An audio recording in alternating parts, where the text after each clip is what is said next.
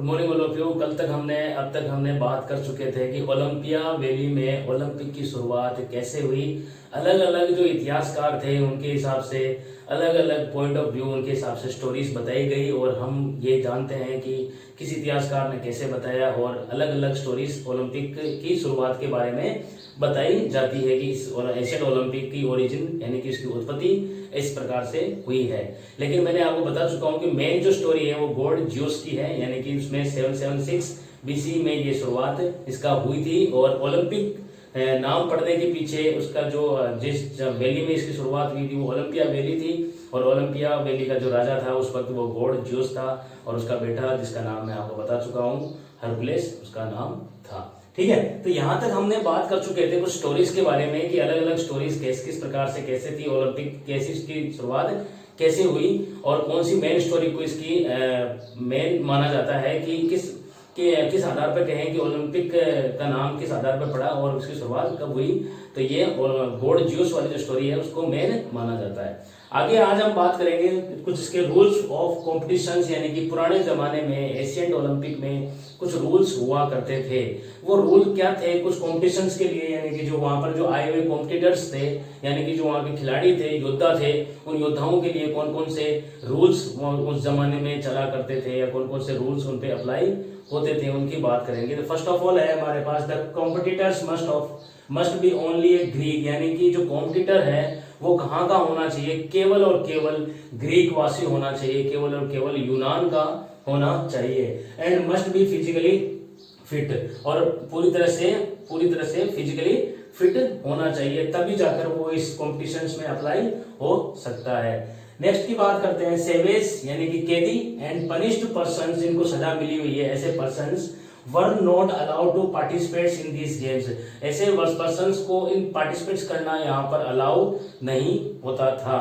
Next बात करते हैं the competitor had to stay in Olympia for 1 month, जो भी इस पार्ट ओलंपिक में हिस्सा ले रहा है वो उसको कम से कम 1 महीने ओलंपिया में रहना पड़ता था।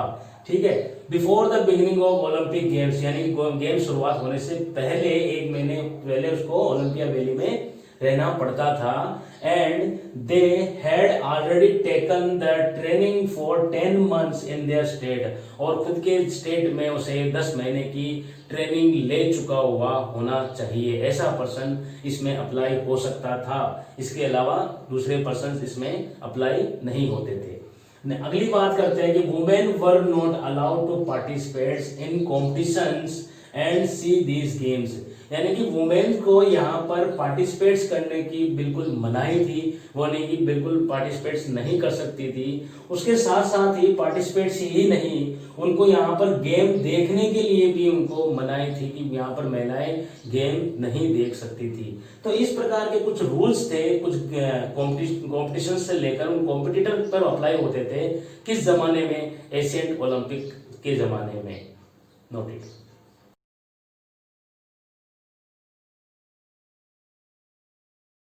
अब हम बात करते हैं आगे ओपनिंग सेरेमनी ऑफ गेम्स के बारे में, यानी कि एशियन ओलंपिक गेम्स में ओपनिंग सेरेमनी कैसे हुआ करती थी। कुछ रूल्स हमने पढ़ लिए कंपटीशन के बारे में। अब उनकी ओपनिंग पढ़ेंगे, यानी कि किसी गेम की ओपनिंग सेरेमनी किस प्रकार से पुराने जमाने में हुआ करती थी। पहले दिन क्या होता था, on the day of opening ceremony all the players assemble in the auditorium with his relatives and trainers, सभी प्लेयर जो वहां पर हिस्सा लेने हुए आए हुए थे वो सभी, पहले क्या होता था कि वो सभी एक ऑडिटोरियम में इकट्ठे हो जाते थे। बहुत बड़ी सभा थी जहां पर वो इकट्ठे होते थे। ठीक है, और उनके रिलेटिव्स के साथ में या फिर उनके ट्रेनर्स जो उनके कोचेस होते हैं उनके साथ में वो वहां पर इकट्ठे होते थे। Participates take oath according to the rules by the expert of sports, यानी वहां का जो प्रबंधन हुआ करता था, जो वहां के जो एक्सपर्ट्स थे गेम्स के, वो उन प्लेयर्स को एक ओथ दिलाते थे। ठीक है, बाय रूल्स के अकॉर्डिंग, यानी कि ओथ का मतलब शपथ। ठीक है, एक शपथ दिलाते थे जो वहां के रूल्स के अकॉर्डिंग हुआ करती थी। Next after that the sacrifice of a pig to the god name Zeus, और उसके बाद में एक सेक्रीफाइस यानी कि एक बलिदान के रूप में एक पिग की बलि दी जाती थी, किसके नाम पर, गॉड नेम्ड ज्यूस गॉड के नाम पर ये चीज की जाती थी। अगली आफ्टर दिस प्रोग्राम, इस प्रोग्राम के बाद में the player were introduce to spectators, spectators का मतलब होता है दर्शक। यानी कि यहाँ पर जो प्लेयर्स जो हिस्सा लेने हुए आए थे वो अपना अपना इंट्रोड्यूस करवाते थे, अपने अपने स्पेक्टेटर्स को यानी कि दर्शकों को अपना इंट्रोड्यूस करवाते थे कि मैं कहां से आया हूं और किस गेम में हिस्सा लेने के लिए आया हूं और क्या मैं करके जाऊंगा। इस प्रकार के वहां पर जो सभी दर्शक आसपास बैठा करते थे उनको ये इंट्रोड्यूस करवाया करते थे। एंड स्टार्ट द गेम्स, और उसके बाद में गेम्स स्टार्ट किए जाते थे। तो ये थे वहां के ओपनिंग सेरेमनी, यानी कि पुराने जमाने में इस प्रकार से ओपनिंग सेरेमनी की जाती थी।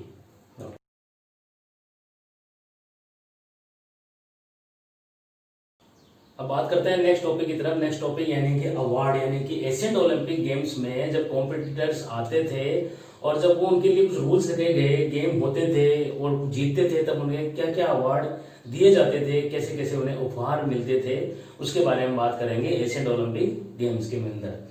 Less attention was paid to award in Asian Olympic games, यानी कि बहुत ही कम ध्यान दिया जाता था किस चीज पर, अवार्ड्स में, यानी कि कैसे कैसे इनको अवार्ड मिलने चाहिए। ये एशियन ओलंपिक में बहुत कम ध्यान दिया जाता था।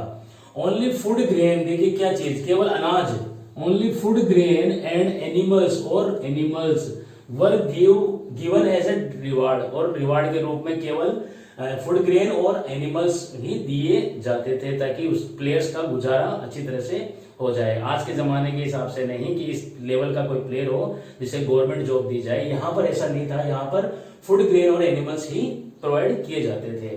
अगली बात करते हैं, after that the crown made of olive leaves, और उसके बाद में, उस जमाने के बाद में, कुछ दिनों कुछ समय बाद ये क्राउन भी में दिया जाने लगा। क्राउन किससे बना होता था? ऑलिव लीव्स, यानी ऑलिव लीव्स होते हैं जैतून के पत्ते। ये यूनान में इसे एक पवित्र वृक्ष माना जाता है। तो इस पवित्र वृक्ष से बना हुआ एक क्राउन, एक ताज उनके लिए बनाया जाता था जो विनर्स रहते थे। Was started to be given to the winners, और विनर्स को दिया जाने लगा। Statues were also made of the winners, और जो योद्धा जो जीतते थे, जो युद्धशाली होते थे, जो जीतते थे गेम को और स्पोर्ट्स को, उनके कुछ स्टेचूज बनाए जाने लगे, उनकी कुछ मूर्तियां उनकी बनाई जाती थी और कहीं ना कहीं उनको स्थापित की जाती थी। ठीक है, जैसे poems were also composed in praise of winners, यानी कि कुछ कविताएं भी उनके ऊपर लिखी जाती थी। And their name were recorded, और उन कविताओं में उनका नाम रिकॉर्ड किया जाता था। ठीक है, प्रशंसा के रूप में कुछ कविताएं भी उनके लिए लिखी जाती थी और उन कविताओं के अंदर उसका नाम, प्लेयर का नाम लिखा जाता था। तो इस प्रकार के कुछ अवार्ड थे, यही वो अवार्ड थे, यानी कि एशियन ओलंपिक गेम्स में इस प्रकार के अवार्ड ही दिए जाते थे। नोट कीजिए।